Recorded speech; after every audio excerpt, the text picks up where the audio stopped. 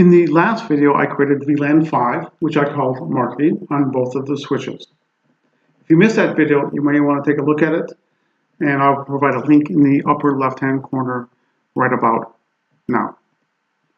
In this video, I will configure Fast Ethernet 0/1 as a trunk, so it can carry multiple VLANs across the network. Okay, so to hook up a trunk or configure as a trunk, we hook up a copper crossover cable, and I'll use Fast Ethernet 0/1 on both of the switches.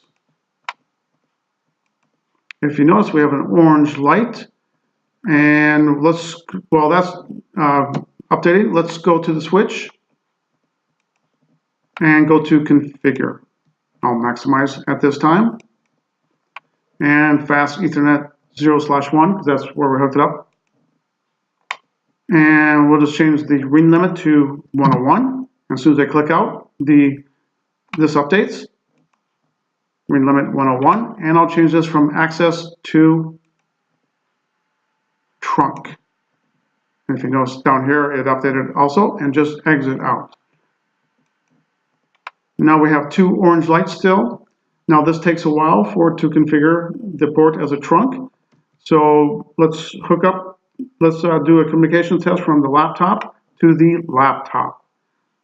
So laptop, desktop, and command prompt.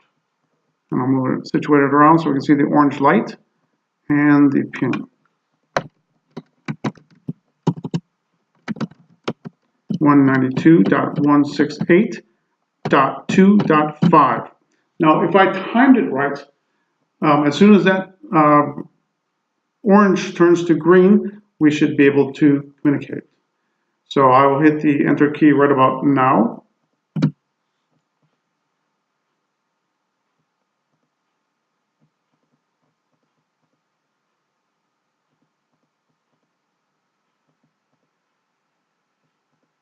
Look at that, just like downtown, only cheaper.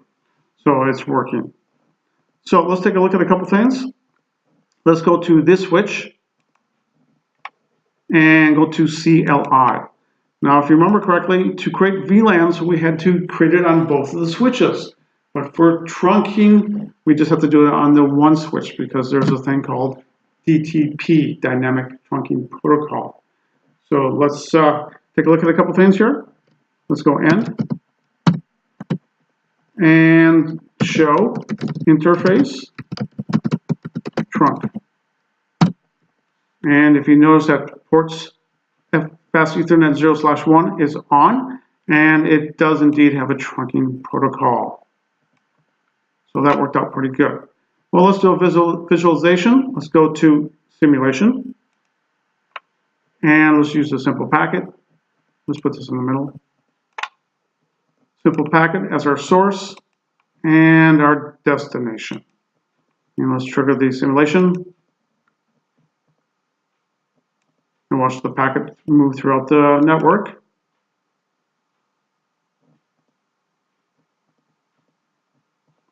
To our source.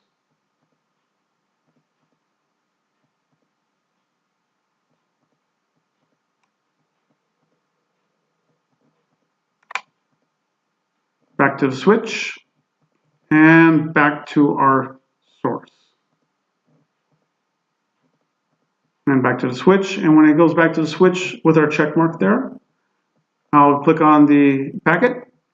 And if you look here, we have layer 2 IEEE 802.3, which is a trunking protocol. So everything worked out pretty good.